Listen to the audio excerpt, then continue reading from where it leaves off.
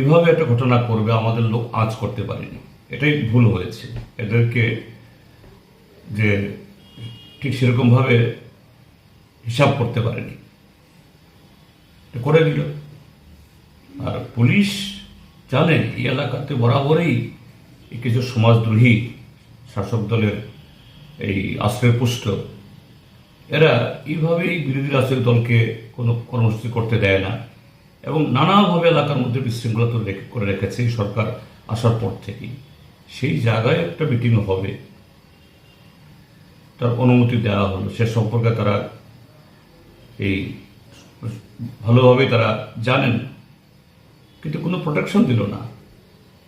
পত্রিকায় দেখেছি কয়েকজন পুলিশ ছিল, কিন্তু এরা কোনো প্রতিরোধই করলো না। তো এটা কেন হলো, কেন হচ্ছে এরকম ঘটনা?